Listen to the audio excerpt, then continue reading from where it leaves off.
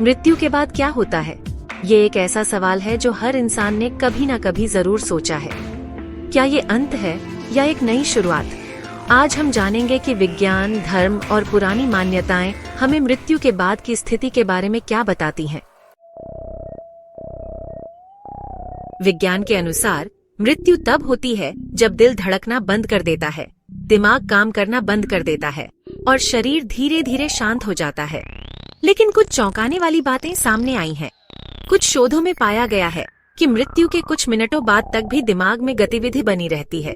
कई लोग near death experience यानी मृत्यु के करीब के अनुभवों की बातें करते हैं, जैसे एक सुरंग दिखना, प्रकाश की ओर जाना या गहरा सुकून महसूस करना। विज्ञान इसे मस्तिष्क की रासायनिक प्रतिक्रिया कहता है, लेकिन क्या ये अनुभव किसी और दुनिया की झलक हो सकते हैं? हर धर्म की मृत्यु के बाद की अपनी अपनी व्याख्या है। हिंदू धर्म मानता है कि आत्मा अमर है, मृत्यु के बाद पुनर्जन्म होता है और कर्म के आधार पर नया शरीर मिलता है। ईसाई धर्म विश्वास करता है स्वर्ग और नर्क में। जो ईश्वर पर विश्वास करता है उसे अनंत जीवन मिलता है। इस्लाम कहता है कि क़यामत के दिन इंसान का हिसाब होगा और अच्छे कर्मों पर जन्नत, बुरे पर जहन्नुम मिलेगा। बौद्ध धर्म पुनर्जन्म की बात करता है और अंतिम लक्ष्य होता है निर्वाण, जहां आत्मा सभी पीड़ाओं से मुक्त हो जाती है। यहाँ तक कि प्राचीन मिस्र के लोग भी मानते थे कि मृत्यु के बाद आत्मा का न्याय होता है और उसे दूसरी दुनिया में भेजा जाता है। जो लोग मरने के करीब पहुँचे और फिर लौटे, उनकी कहानियाँ क्या कहती हैं?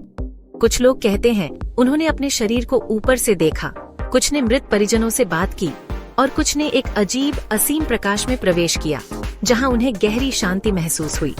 वैज्ञानिक कहते हैं ये सब मस्तिष्क की आखिरी गतिविधियां हो सकती हैं, लेकिन कुछ घटनाएं इस सिद्धांत को चुनौती देती हैं।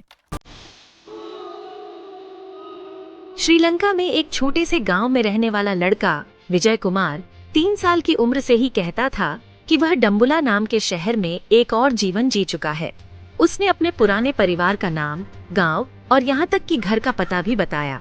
जब उसके माता पिता उसे वहाँ ले गए तो चौंकाने वाली बात ये थी, जो बातें उसने बताईं वो सब सच निकली। विजय ने एक बुजुर्ग महिला को देखा और तुरंत बोला, ये मेरी माँ थी। उस महिला ने भी उसे पहचान लिया और रो पड़ी। भारत में भी एक बहुत प्रसिद्ध मामला है शांति देवी का, जो दिल्ली में पैदा हुई थी। 4 साल की उम्र से ही वो बार बार कहती थीं कि उनका असली नाम लुगदी देवी है, जो मथुरा में रहती थीं और उनका एक बेटा भी था।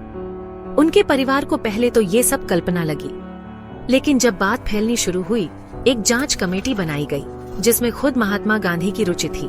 शांति को मथुरा ले जाया गया और वहाँ उन्होंने अपने पिछले जीवन के पति को पहचान लिया, बिना किसी परिचय के। ये मामला भारत में पुनर्जन्म पर चर्चा का केंद्र बन गया। क्या ये सब बस संयोग है या सच में आत्मा शरीर छोड़कर नया जीवन अपनाती है? इतना सब जानने के बावजूद मृत्यु के बाद क्या होता है, इसका पक्का जवाब आज भी हमारे पास नहीं है। लेकिन शायद यही रहस्य जीवन को खास बनाता है। हमें याद दिलाता है कि हम हर लम्हा जिएं, अच्छाई करें और अपने जीवन को अर्थपूर्ण बनाएं।